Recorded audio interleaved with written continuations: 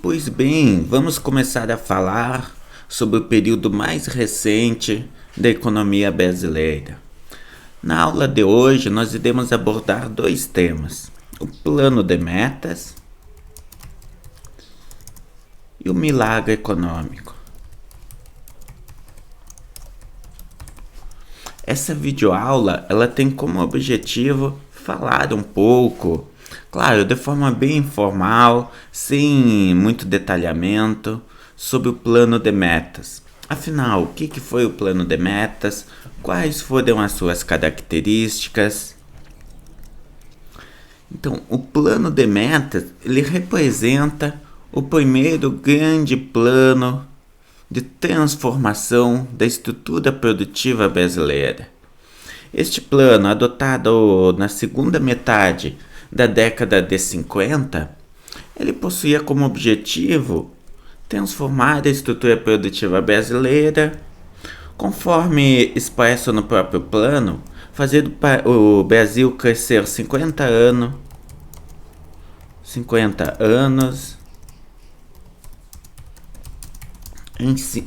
em apenas 5 anos. Na verdade, o plano de metas ele marca o fim de uma disputa entre o nacional desenvolvimentismo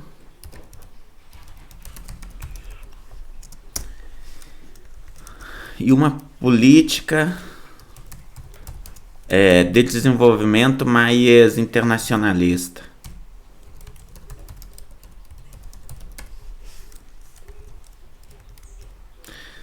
O que nós precisamos pontuar aqui? Por um lado, o Getúlio Vargas, ele como integrante e principal defensor do nacional-desenvolvimentismo, ele defendia a industrialização, um processo de desenvolvimento brasileiro baseado no incentivo a empresas nacionais, baseado no incentivo a iniciativas que tivessem como cunho transformar a indústria brasileira, mas iniciativas estas que fossem conduzidas pelo empresário nacional. Já o plano de metas, ele foi baseado no chamado tripé macroeconômico: Estado, as grandes empresas internacionais, as transnacionais e a iniciativa privada nacional. Então vejam, este é o tripé macroeconômico, este é o tripé que constitui o plano de metas, sendo que este tripé ele é utilizado para nas ações previstas no plano. O Estado ele seria responsável pela realização de obras estratégicas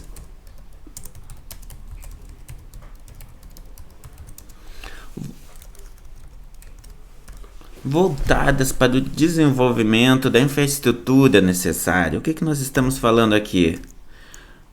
De obras como, por exemplo, estradas, as rodovias e energia elétrica, através da construção de usinas hidrelétricas.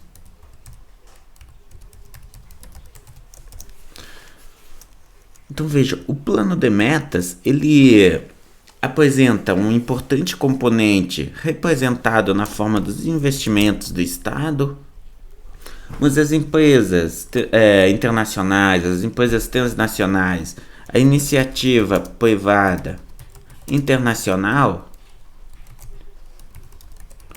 ela fica responsável por aqueles setores mais dinâmicos, nomeadamente a indústria de bens duráveis.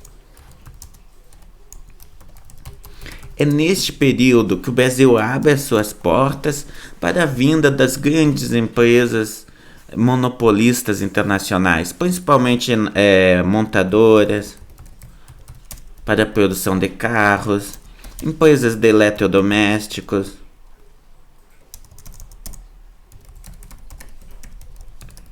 como por exemplo geladeiras, máquinas de lavar. Então vejam, essa é uma característica típica, ela marca a reversão nas políticas econômicas adotadas em território nacional. Vejam, este é um período tenso na história do Brasil, é um período de disputa, é um período em que, por exemplo, basta nós citarmos um evento para demonstrar o quanto que este período ele foi um período complicado. Suicídio do Getúlio Vargas. Por quê?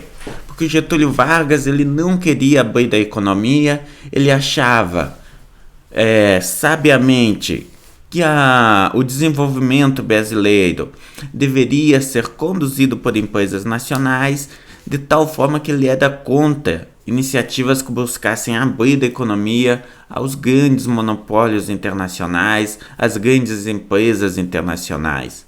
Ele tenta a todos os custos evitar a ocorrência desse processo. No entanto, ele acaba perdendo a batalha, o que leva ao seu suicídio.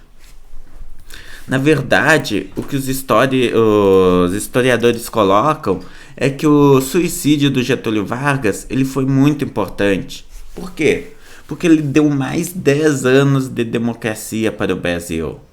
Os militares estavam já querendo tomar o poder, já estavam se articulando nesse sentido, e com o suicídio do Getúlio Vargas, eles foram obrigados a dar um passo atrás.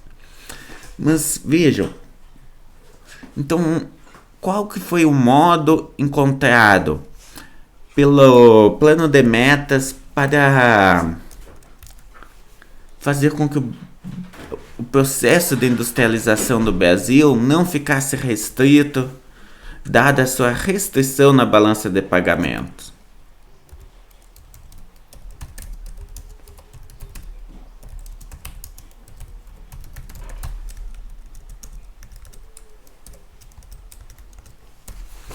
Dado que o país apresentava uma restrição em termos de capacidade de importação de máquinas, equipamentos, de todos aqueles itens necessários à industrialização, o plano de metas ele se apoiou no investimento estrangeiro, nos investimentos privados internacionais, como uma forma de eliminar essa restrição. Ou seja, esses grandes investimentos ficavam responsáveis por trazer os dólares necessários.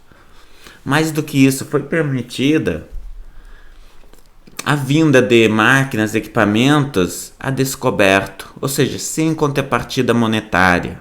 Por quê? Numa transação tradicional, o que seria necessário? A importação de máquinas, equipamentos, etc., deveria ocorrer tendo como contrapartida a saída de dólares pelo pagamento dessas máquinas e equipamentos. O que o governo permitiu? Nesse período ele criou uma exceção, permitindo que as máquinas e equipamentos viessem para o território nacional sem a necessidade de uma contrapartida na forma de dólares. Por fim, a iniciativa privada nacional ela ficou responsável por dar suporte, por contribuir, por auxiliar as empresas multinacionais. Então vejam, o que nós temos aqui? As empresas multinacionais elas assumem os setores mais dinâmicos da economia. A partir de então, elas vão estar presentes naqueles setores considerados mais dinâmicos,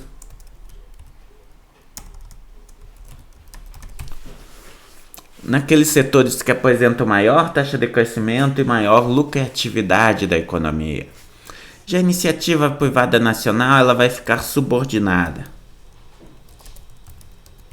sendo o seu papel unicamente de apoio ao grande capital internacional.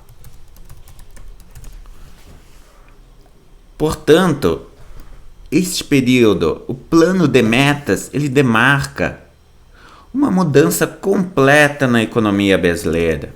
O que nós podemos dizer? O plano de metas ele mudou completamente a trajetória da economia brasileira. As raízes plantadas neste período, as raízes, o enraizamento social que surgiu neste período, ele passa a determinar todo o avanço posterior e as políticas factíveis que podem ser adotadas a partir de então. Por quê? Porque essa grande iniciativa internacional passa a influenciar diretamente nas políticas realizadas em território nacional. Então vejam, e qual foi o contexto em que esse grande capital internacional veio para o Brasil? Lembrando que nós estamos falando aqui de um cenário pós-guerra, de um cenário pós-Segunda Guerra Mundial. Essa iniciativa ela vem para o Brasil como em decorrência direta dos avanços que ocorreram após a Segunda Guerra Mundial. Então veja, o que nós temos aqui? Logo após a Segunda Guerra Mundial, foram feitos diversos planos de desenvolvimento da União Europeia que possuíam como objetivo retomar o nível de atividade econômica. Entre esses planos nós temos, por exemplo, o Bretton Woods. Assim, o que nós observamos? Logo após o cenário de Segunda Guerra Mundial, ocorre todo um processo de recuperação da capacidade produtiva dos países europeus. Os Estados Unidos, eles são forçados, devido ao avanço do comunismo, a financiar, a realizar um grande plano, o Plano Marshall, que possuía como objetivo justamente possibilitar o desenvolvimento dos países europeus. Então, o que nós temos aqui? Logo após o fim da Segunda Guerra Mundial, em um primeiro momento, os Estados Unidos eles optaram por não fazer nada, não fazer nenhuma política de apoio aos países europeus. Consequência, a Segunda Guerra Mundial ela simplesmente dizimou a economia europeia, acabou com toda a infraestrutura, com as instalações fabris, etc., existentes em território europeu. Mais do que isso, este período pós-Segunda Guerra Mundial, 1945, 1948, é um período de grande fome na Europa. Fome e reestruturação. Então vejam, se os Estados Unidos ele não deu apoio às iniciativas, à reconstrução da Europa, o que vai acontecer? O óbvio, o comunismo, dado este contexto que nós estamos de Guerra Fria, o comunismo ele vai crescer rapidamente. Por exemplo, na França e na Itália. Os partidos comunistas eles começam a ganhar das eleições justamente porque eles ofereciam uma saída para a crise. Eles ofereciam uma solução, dado esse contexto de fome, de miséria que se encontrava a Europa. Então, os Estados Unidos, eles vendo que o comunismo está crescendo na Europa, o que eles fazem? Eles veem que eles não têm outra solução a não ser fazer um grande plano de desenvolvimento, de reconstrução da União Europeia. Bom, até então não é da União Europeia, mas um grande plano de desenvolvimento desses países europeus. Este plano ele vai propiciar, através de investimento pesado, de fornecimento de crédito, de recursos para os países europeus, ele vai propiciar a reconstrução desses países. Consequência, Primeira metade da década de 50 é um período de reconstrução. Neste período, então, primeira metade,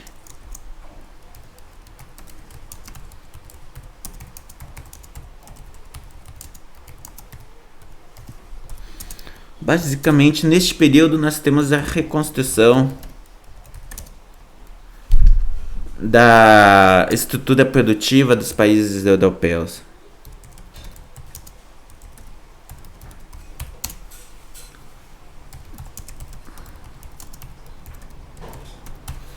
Uma vez que esses países eles conseguiram reconstruir a sua estrutura produtiva, começam a surgir grandes empresas monopolistas internacionais. Claro, algumas dessas empresas elas já existiam no período pré-Segunda Guerra Mundial e elas foram apenas reconstruídas, ganharam um novo fôlego no período pós-Segunda Guerra. E essas empresas, a partir da segunda metade, já da primeira metade da década de 50, mas com maior força na segunda metade da década de 50, elas passam a se expandir internacionalmente. Então vejam, o que nós temos aqui? A concorrência entre esses grandes grupos vai se tornar mundial, internacional.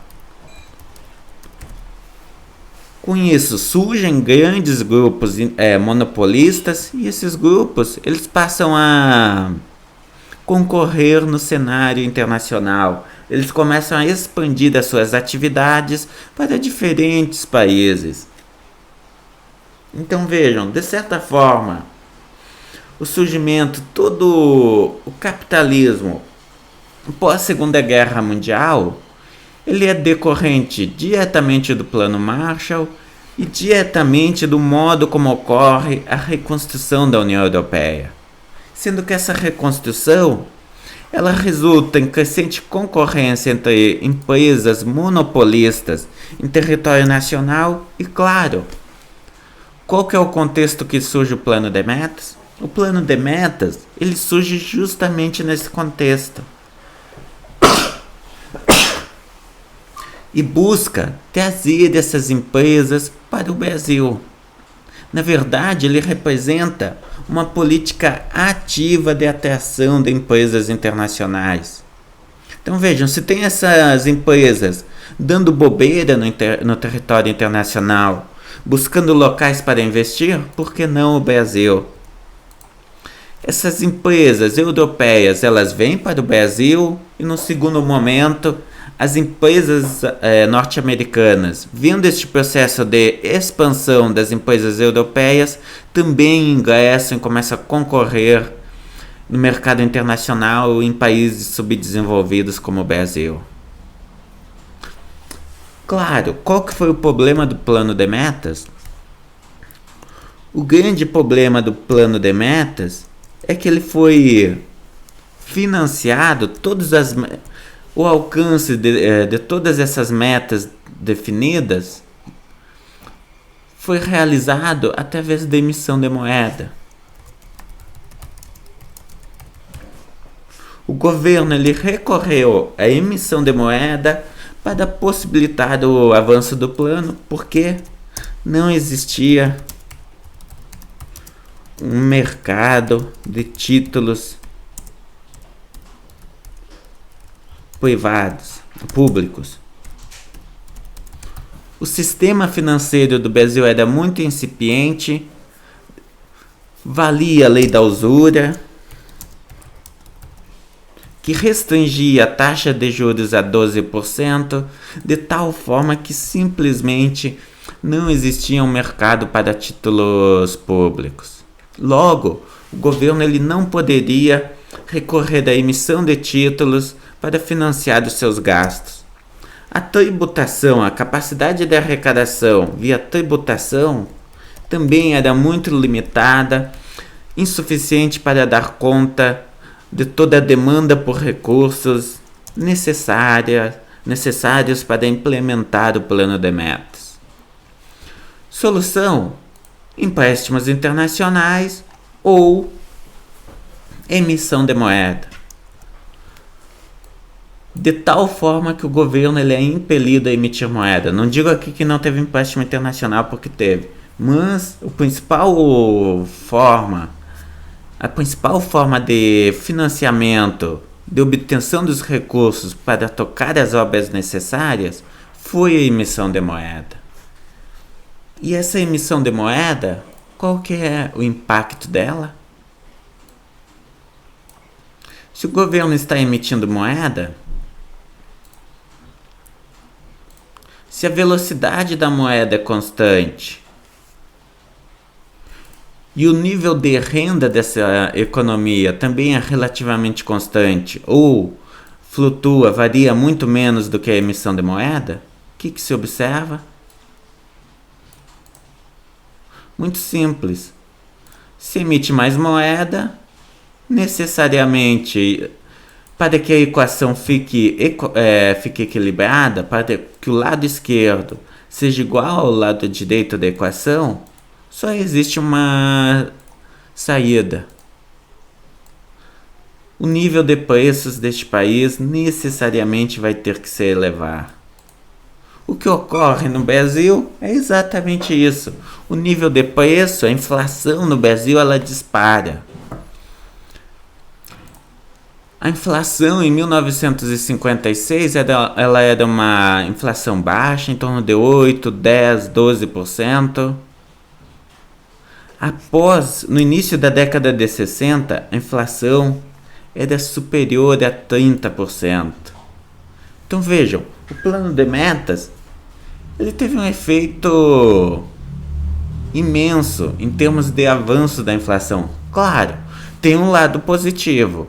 O Brasil ele realmente conseguiu crescer. Ele conseguiu se desenvolver. As taxas de crescimento econômico observadas pelo Brasil são extremamente elevadas. Só que como legado ele também deixou uma inflação elevada. Consequência, nós começamos a década de 60 com inflação elevada.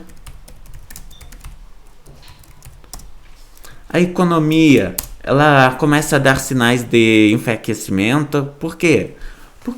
Porque esses grandes monopólios internacionais já haviam construído as suas unidades fabris.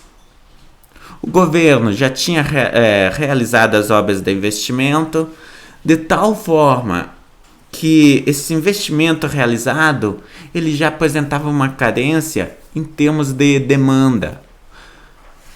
Então veja, o que nós temos aqui? Vem a empresa internacional e constrói a capacidade produtiva. Constrói uma fábrica responsável por atender a demanda. Essa fábrica é construída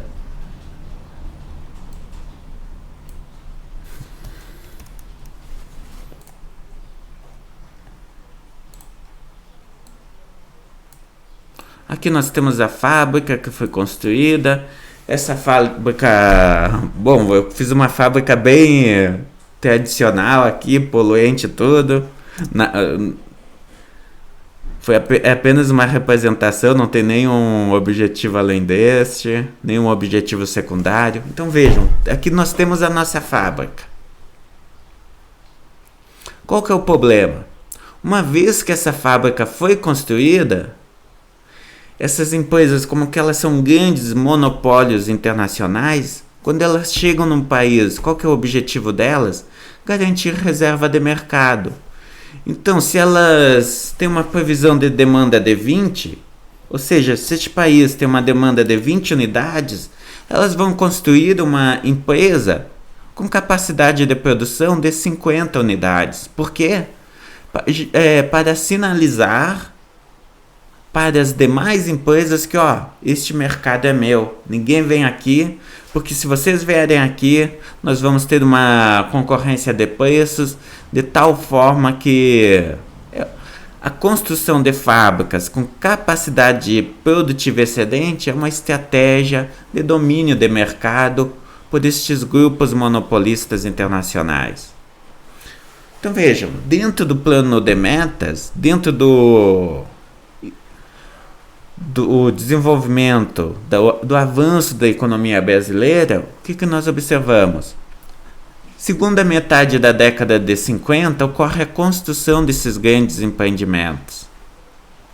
A partir da década de 60, início da década de 60, esses investimentos, esses empreendimentos, eles já estão construídos de tal forma que o nível de atividade econômica no Brasil, a taxa de crescimento do PIB, se reduz.